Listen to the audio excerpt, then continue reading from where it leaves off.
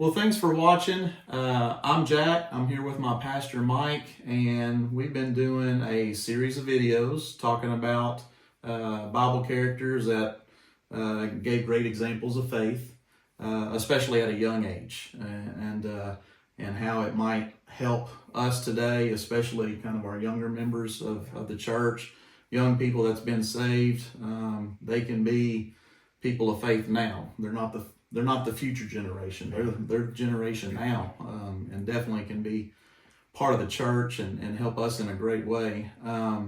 If you want to go back and look at some of our other videos, we did a couple of videos on Daniel and mentioned Shadrach, Meshach, and Abednego. And now our pastor here, you're going to be going into Joseph, right? Yes, sir. Yeah. So let's jump in. Let's see where we want to start this morning. Well, when we look at the scriptures and we look at all the different people that we see mentioned throughout the scriptures, and a lot of times we think of them as more mature in age, but yet there are so many that started off very young in their life that God used in a miraculous and mighty way. So Joseph, when we look, we find in the scriptures that in the 37th chapter of Genesis, in verse 2, that he was 17 years old when he was sold into slavery. When we look at Joseph and the situation that he was in, we know that he was beloved of the father. Jacob, of course, made him the coat of many colors. And we see in the scriptures that there was some jealousy among the brethren because of that. But then on top of that, God was working through Joseph. He was giving him dreams and being able to show forth the evidence that what God was about to do with Joseph. There was going to be a time that Joseph would be elevated above his brethren, elevated above his own father and mother. And of course, this caused a lot of problems, even with his mom and dad. When we look in the scriptures, and if you don't mind, we'll look just real quickly here at chapter 37, verses 4 through verse 11, because there's some things here that I think it's important for us to discuss. And when his brethren saw that their father loved him more than all of his brethren, they hated him and could not speak peaceably unto him. And Joseph dreamed a dream, and he told it his brethren, and they hated him yet the more. So when we look at the dreams, of course, we see the dreams of how that he saw the sheaves in the field, and how that his sheaf rose and everyone else bowed down. And then we see the dream that he had concerning the moon and the sun and the 11 stars, and how that they bowed down before him. And so, his father says, you really think that we're going to bow ourselves before thee. Now, Joseph, being 17-year-old, he wasn't trying, and from what I see in the scriptures, I don't think he was trying to promote himself. I don't think that Joseph was trying to say, hey, look what God's doing with me. But there was a great hatred because of this young man being used of the Lord and showing forth evidence that God was with him and that he was walking with the Lord. Because I don't think God just shows us things when we're out where we're not need to be. He allows us to see things when we walk close to him. And so this tells us a lot about the character of this 17-year-old.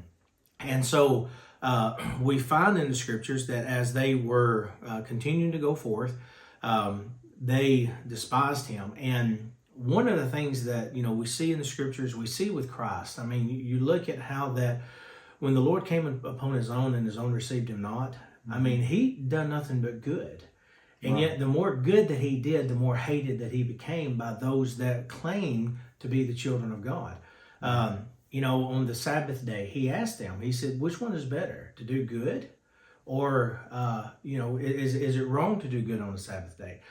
And so he had the man with the withered hand, and he healed him. And, he said, how many of y'all that had an ox that falls into a ditch will not on the Sabbath day pull him out? And yet here you condemn me for doing good. And I think this is what was happening with Joseph. And I really want the people to understand that stay faithful to God. People are going to dislike you. People are going to mock you. People are going to talk about you. People are going to hate you. But yet the closer we stay to the Lord, the more that the world is going to hate us. They hated Christ. And he told his disciples, they're going to hate you. But it's not you that they hate. It's me. Mm-hmm. And so I think it's the same way here with Joseph, that his brethren hated him, not because of who he was, but of the way that God was using him at this point of time. So, yeah, and he's the next to the youngest. Mhm. All of his brothers that are hating him, they're all older. And here's the younger one saying, I'm going to be the one you're going to bow down to one day, Yeah. or I'm going to be the leader. I'm going to be in charge. And then they're jealous because the father, Jacob, likes him better than the others. yes. So, yeah, it was a situation where the younger brother is getting picked on or hated, but yet he had to stay faithful. Very much. And we see, that from this day forward, it seemed like there is an attitude among the brethren to try to get rid of Joseph.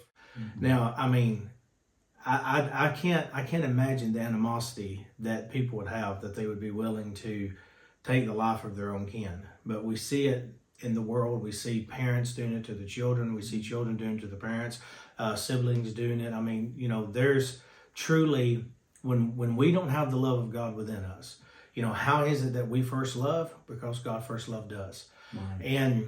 And we see a world that is in need of a display of love.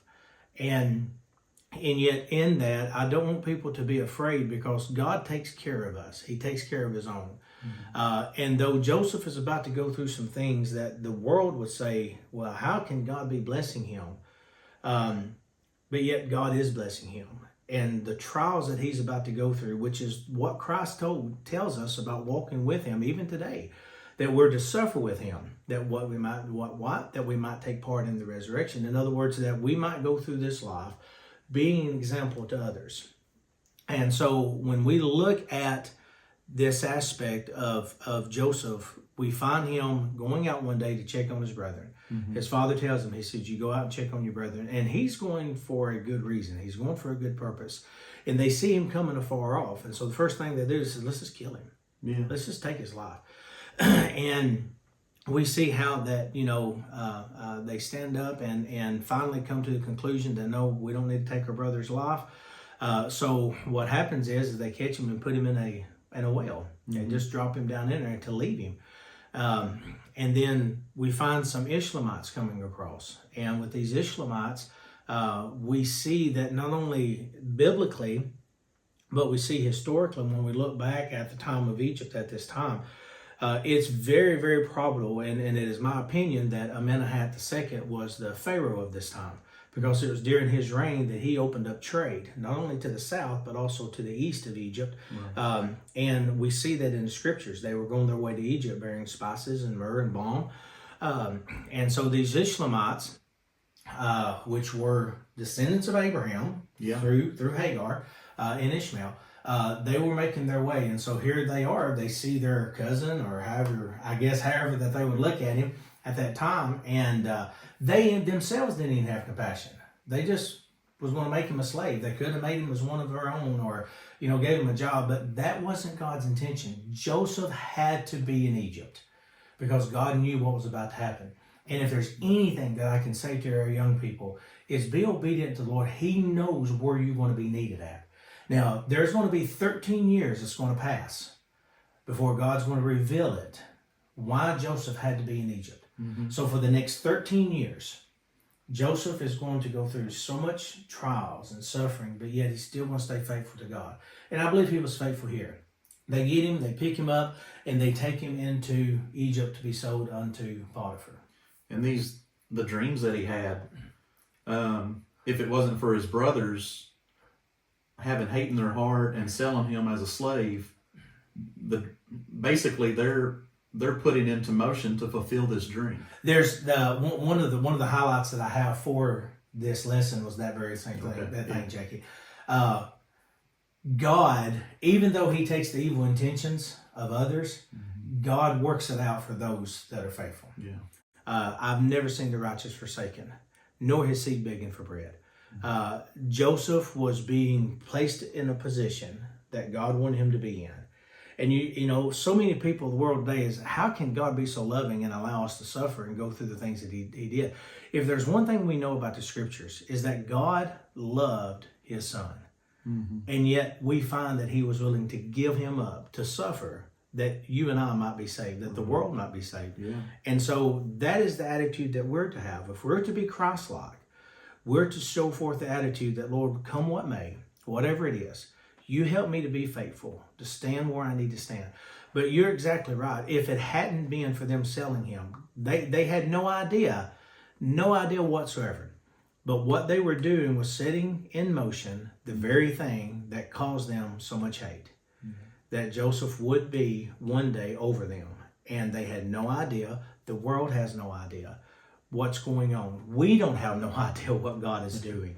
Right. But yet we're to live by faith. Faith is the substance of things hoped for, the evidence of things not seen. Yeah. And Joseph wouldn't have had any idea what was going to happen 13 years later to him. None. Yeah. None. I mean, you think of a 17-year-old, you think of the attitude that we had when we were 17-year-old, and that most 17-year-olds have, whether they're male or female.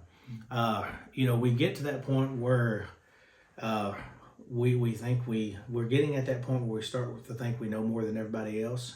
Mm-hmm. We get to a point where we feel like we're more independent. We don't need all the other things until there is a need, and then the first thing we do is run to mom and dad, or run for help. But yet here Joseph didn't have that, and I'm not saying that mom and dad can't be helpful, or brothers and sisters can't be helpful. They are. I believe iron sharpens iron, especially when the family is united in the will of God. Mm-hmm. And I think that's key. But the thing of it is our walk with God is our own personal walk. It's not what mom and dad thinks. It's not what my brothers and sisters think. It's not what no one else thinks. It's what God has in store for me. Mm-hmm. And, so many times we worry about what other people will say. And when we stand before God, it's not going to be me and my mother, or me and my dad. It's not going to be me and my wife, or me and my daughter. Each one of us are going to stand independently before God. And we'll be judged, and we'll have to answer and be rewarded for the things that we've done and not done. Mm-hmm.